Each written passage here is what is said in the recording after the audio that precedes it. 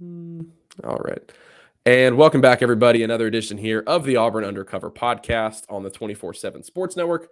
My name is Nathan King, joined today by a special guest as we start to look ahead to Auburn's 2022 opponents on their regular season schedule, Mr. Daniel Gallen, who is here from the Penn State 24/7 site. We did a lot of work with them last season, obviously, when Auburn was traveling to Happy Valley. But Daniel is a new addition past couple months to the 24/7 sports team. So, Daniel, thank you so much for joining us today, and welcome to 24/7. Yeah, thanks for having me. It's great to be here, and I'm really excited to look forward to this game. Is this getting the most early season buzz in terms of Penn State's schedule that it is for Auburn? Because for Auburn, this is the first game that really, I mean, you've got, a couple tune-up games, but this is the first one where people are really looking at, get in the stadium and create an environment, and this will kind of be a litmus test for next year's team. Is that the case, or does Penn State have somebody that maybe will be able to tell them a little bit before this game? Well, Penn State opens the year with Purdue on a Thursday night in West Lafayette, which is it kind of changes up the dynamic a little bit. It was similar last season. Where Penn State opened the season at Wisconsin in week 1. So the way that the Big Ten has done some things with having these Big Ten, having conference games as the openers, it maybe takes a little bit of the luster off of, an early season non-conference game like this. And it also kind of changes up the rhythm of kind of the non-conference slate, where you're going from high intensity game, then Ohio, then Auburn, another high intensity game, then Central Michigan, which we saw last year. Penn State had, when we got to the midseason, maybe some of those backups, some of those second stringers weren't maybe as prepared as they might have needed to be when we had some injuries. But yeah, I mean, at the same time, though, it's an SEC team. Anytime you can be a Big Ten team and play an SEC team, I mean, I think that Auburn has a little bit more juice than Purdue. Even though it's Purdue's the season opener, prime time, Thursday night, going to be the only game in town, more or less. But I think there's still a lot of excitement, and the fact that this is going to be on CBS in that 3:30 p.m. Eastern slot, I think adds a little bit of juice to it too. Yeah, I want to talk about that. One of the reasons we wanted to hop on here today is because there has been a little bit more buzz for this game getting announced yesterday. In case you missed it, it'll be 2:30 Central on CBS. Are Penn State fans mad about that because it'll be middle of September in Auburn, Alabama, or is that not really? Because Auburn fans are definitely trying to grab any advantage they can and saying, "Oh, it'll be super hot," and those Northerners aren't used to that. I wonder how much that actually matters for a team like Penn State. I think that it was one of those things that kind of came up a little bit after the fact. Once you actually, I think a lot of it for me, the first thing I went to was, oh, like that afternoon slot on CBS. That's great. To me, it's a staple. Even though I grew up on the East Coast in the Mid Atlantic, that was still a staple of Saturday afternoons, and being able to be in that environment. I think is going to be really cool. But then the more you think about it, September in Alabama. Maybe it kind of creeps into your head a little bit. But I mean, Penn State last year, that Wisconsin game in the opener was a really weird and humid game. A lot of guys went down with cramps. Even I think they played Villanova last year at the end of September in just kind of one of those just weirdly hot late September games that you get on the East Coast. Obviously, it's not the same as that, as the South and what's there. But I mean, I think that in general, I think that there's just a lot of excitement for it. Obviously, the way that TV contracts are set up now, Penn State hasn't been on CBS since 2000. So even though that's kind of a minor footnote to the game, I think that that's also something that people are excited about too. No, for sure. And I'm sure it's been since Auburn's been on Fox, something like the way that crosses over. I can't even remember the last time I watched Auburn play a game on there. So all right, let's actually get into talking a little bit about Penn State's current state of the program and what they're looking like for the 2022 season. But before we do that, what happened last year after Auburn fans left off with Penn State? That was a great game. That was one of the better non-conference games I think of the season. Maybe the final score wouldn't be as indicative, but of course, you and me both know from watching that game.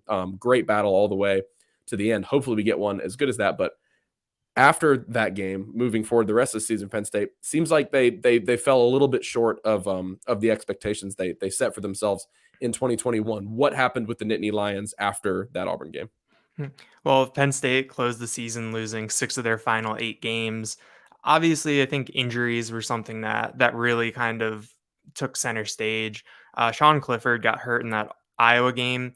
When he leaves, Penn State is up by 2 touchdowns. It's 17-3.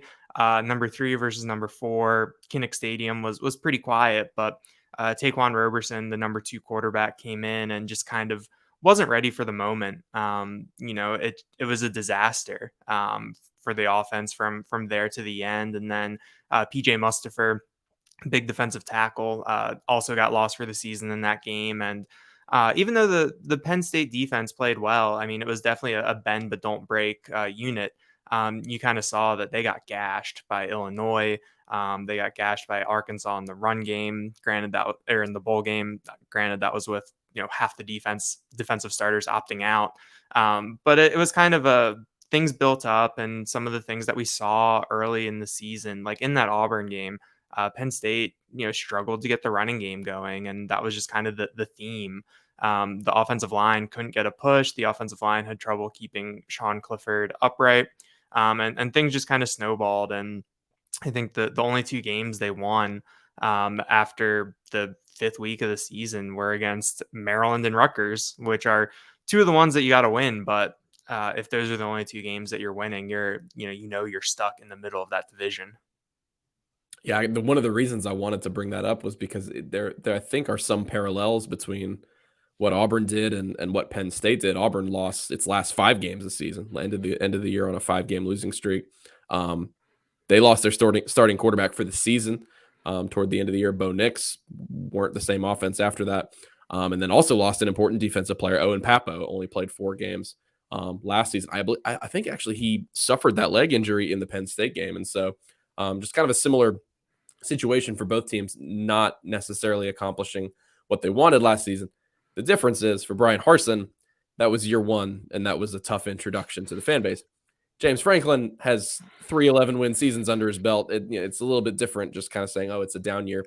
They'll pop back up. What is the expectation now for them to be able to bounce back in 2022? I assume they will be expecting a much better season. Sean Clifford coming back is obviously huge for them. As we sit still with a few months until the kickoff, what are the expectations like for Franklin? Was this his 9th team now at Penn State? Yeah, this is his 9th year, and he just signed that big contract extension last November. So he's not going anywhere unless someone comes in and takes him away. Pretty much at this point, and I'm still trying to calibrate where exactly the expectations are. I think that Penn State, obviously, the overall expectations are to compete in the Big Ten East, compete for the Big Ten title. What that means for this individual team, I'm still trying to suss out. I mean, there's still some pretty big changes that happened this offseason. New defensive coordinator coming in, and Manny Diaz. Brent Pry had been with James Franklin for 11 years, dating back to Vanderbilt. So that's a pretty big change. And then you're going into year 2 with Mike Yurcich as the offensive coordinator. Obviously, Sean Clifford coming back, I think, helps from a continuity standpoint.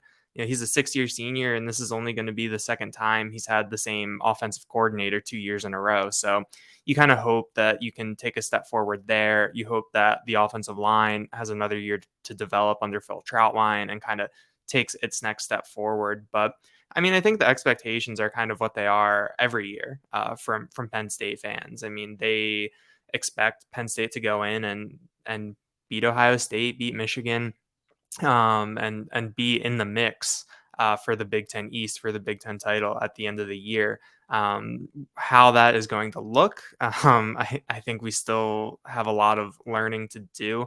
I think that coming out of camp, I still kind of had a lot of big picture questions in terms of, you can tell us that the offense is going to be better. You can tell us the running game is going to be better, but what does that actually look like? What does that actually mean? I think there's some new talent. Nick Singleton, the 5-star running back from Pennsylvania, is someone I think that people are expecting to make a big impact, but I'm kind of in the I'll believe it when I see it mode for the offense. And then the defense, it's with Pry leaving. He did things in such a specific way that Manny Diaz coming in, putting his own imprint on the program. I think that is something that we'll kind of suss out over the first couple weeks of the season. So what do you make here? I've got their win total at 8.5. What do you make of an over under there? Oh man, think I would probably, if I was feeling bold, I'd go 9. I'd go over. But I think that based off of what we saw last year, I think that 8 feels a little safer. Now, what do you make of Sean Clifford now? It seems like he's in his thousandth season of playing college football. Um, but he was a guy, again, I hate to just with every talk about the similarities, but I really do feel like he was a pretty similar quarterback last season to Bo Nix, where he had these flashes of brilliance where Penn State was obviously very confident in what he was doing. Also had some head scratching games. And so against Auburn, it was certainly the former. He had 28 of 32. Those little shallow routes with Jahan Dotson I mean, they're completely unstoppable for Auburn's defense in that game. Is Penn State sort of in the situation where they'll go as Sean Clifford goes this season? Because Auburn is certainly very dependent this year. They've got a pretty good defense, very dependent on quarterback play. That'll set their ceiling, I believe. Is that the same situation for Penn State, or do they have some other good factors working for them? I think it'll depend on a little bit more on the running game. If the running game can't get going, then you're definitely in the as Sean Clifford goes, we go camp. But if the running game can be better than it was last year, I think they didn't have a 100-yard rusher last year. I think they averaged 3.2 yards per carry for the season, like just not a good showing all around. And that put a lot of pressure onto Sean Clifford, onto his arm, and there were some kind of questionable play calling decisions mixed in there too. I think in the Michigan State game, in the snow in the season finale, in the first half, Penn State threw all over Michigan State, even in basically whiteout conditions. But in the second half, they really pulled it back and tried to run the ball, and it just didn't work. So I think that with Clifford, if he can get, if the running game can be something that, if you can average 4.2 yards per carry, 4 yards per carry, if Nick Singleton can be a guy who, if nothing's there, he can still make a guy miss and get to the second level, break off in 60, 70, 80-yard run. I think that that's something that can help Penn State and help Sean Clifford a lot. But right now it kind of is set up to be as Sean Clifford goes, Penn State goes on offense, which I think a lot of fans aren't necessarily the most thrilled about. I think that you look at when he announced he was coming back in December, the general feeling seemed to be okay. Like, he's back for the 6th year. Drew Aller, the 5-star, is coming in. This will be kind of a natural bridge there. Even if Clifford left, Penn State was probably still going to look in the transfer portal for a veteran quarterback to bring in. But with Clifford coming back, it was kind of like, okay, like you can kind of see the succession plan here a little bit. But after the bowl game, where Penn State was just not good against Arkansas, it was just a really ugly game. Clifford just did not look that good, even though he'd had kind of a month to get healthy.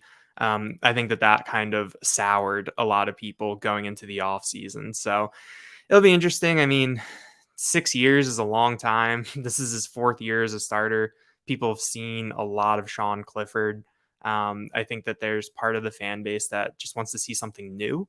Whether it's Christian Veilleux, the redshirt freshman, or Drew Aller, Bo Perula, another 3-star freshman. But I think we're going to see a lot of Sean Clifford this year, and he's the engine. I mean, he's the quarterback. That's just kind of how these things go. You talked a little bit about obviously the optimism from spring, of which everybody wins a national championship in spring. Of course, we know that everybody's offense is going to be better. But what specifically has the staff and some of the personnel and the players talked about to get things going a little better around Clifford so that he can replicate those games like he had against Auburn a little more often? Mhm. I think that one name that we've heard a lot is Mitchell Tinsley. He's a graduate transfer wide receiver from Western Kentucky. 87 catches, 1,400 yards, 14 touchdowns. Wasn't even Western Kentucky's leading receiver last year, based on how that offense went. And he's going to wear number 5, like Jahan Dotson. And there have been, some comparisons between the two in terms of playing style. And obviously, Dotson was a player that he was a first-round pick. The circus catches, I mean, we saw it in the Auburn game, just made ridiculous plays week after week. And obviously it's going to take a village to kind of make up for that. But I think Mitchell Tinsley is someone that Penn State is really excited about. Singleton Katron Allen, the other freshman running back, he's a 4-star from IMG Academy, and by all indications, the fact that he was at IMG really prepared him for enrolling early, and he was someone that kind of knew how everything worked when he got to Penn State, which kind of helped his learning curve. And then Parker Washington is someone that I'm really curious to see this year. He made some kind of Jahan Dotson-esque catches at times last year. I think he can be the number one receiver. He's an interestingly built guy. I think he's 5'10", but he's 212 pounds. Looks like a running back, makes plays after the catch, but can also go up and get it. So I think that there are kind of these offensive pieces at the skill spots, not to mention the tight end room, which had a great game against Auburn last year, that there's skill there, but it's just kind of the getting the ball to them is the biggest question. Coming through Clifford, coming through that offensive line that is replacing a couple starters, and kind of seeing how exactly this functions, in reality as opposed to on paper on the practice field. So in last year's game, Tank Bigsby for Auburn was what kind of made their offense go. Bo Nix had a handful of good plays there in the passing game, but on Auburn's side, as you're looking now at the Penn State defense, so much is reliant on Tank Bigsby. They need him to 100% be a 1,000-yard rusher again. They've got a lot of offensive linemen coming back, but they are moving on now. Bo Nix transferred to Oregon. It's a 3-man quarterback battle heading into fall camp. I think a lot of people are maybe leaning. It's Zach Calzada, the Texas A&M transfer, might be the guy. In this early stage of the season, I think it's probably a positive for Auburn to have a couple of those tune-up games beforehand to get that quarterback going. But I think if a quarterback that is still breaking in were to be facing a mean pass rush or a defense that's really solid in the passing game, might spell a little bit of disaster. What does Penn State look like? Just obviously still we're projecting forward, but what do you think they're going to look like in this kind of game on the defensive side of the ball in terms of their ability to affect the new quarterback like this? Or are they like Auburn is sometimes, where a random quarterback, the third string guy from South Carolina, will have the best game of his career? It seems like. How do you expect them to match up with whomever wins the starting job at Auburn? Yeah, it's going to be really interesting to see. Arnold Ebiketie last year, 9.5 sacks, I think 18 tackles for loss. He was just consistently a menace off the edge, and he was a guy that in the biggest games and the biggest spots was able to come through. He was a second-round pick, and when you look at kind of the pass rush now, there's just a lot of question marks. Jesse Luketa, who split time between linebacker and defensive end, is also off to the NFL, which leaves Nick Tarburton as kind of the only returning member of that defensive end rotation, which was pretty thin to begin with last year. And he's kind of more of the run stopping defensive ends. I think he only has one career sack, and it came in the bowl game last year. But there are kind of some reinforcements coming. Damian Robinson, the transfer from Maryland, is a former 5-star recruit who's expected to enroll later this year. He's someone who could come in and make an impact there off the edge. But the defensive line just has a ton of question marks. Adisa Isaac was expected to play a big role last year.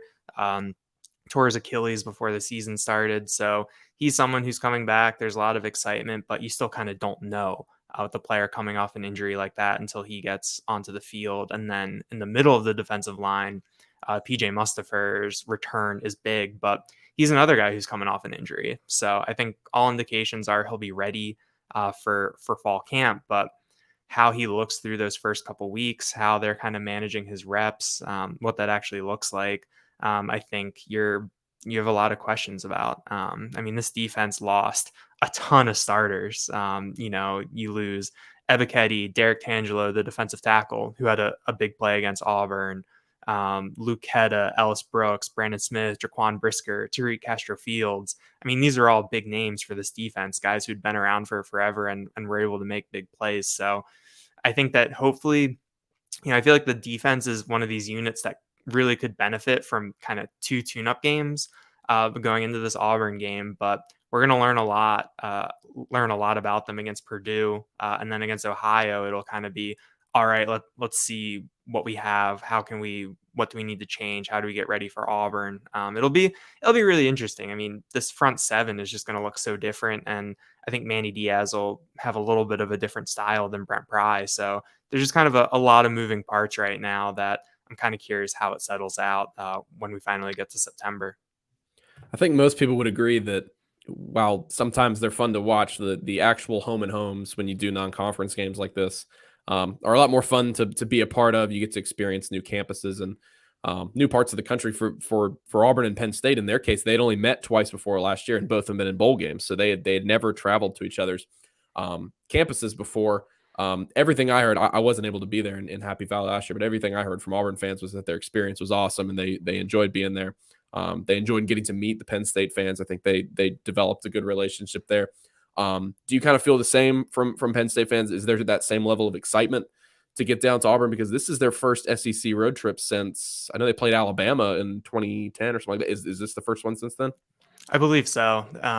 Yeah, I think there's a ton of excitement around it. I spent most of my career covering the NFL, and my years on a college beat was University of Maryland, which is a little bit different than Penn State or the SEC. So last year's environment for the Penn State Auburn game, I mean, I'd never really seen anything like it. Never really been a part of something like that, and I think that both the Auburn fans and the Penn State fans had just a really great time at Beaver Stadium. And I think that people are really excited to get down there. A couple weeks ago, Penn State announced a home and home with Syracuse for later this decade. And there are some pretty mixed reactions to that in terms of kind of the lack of excitement around something like that.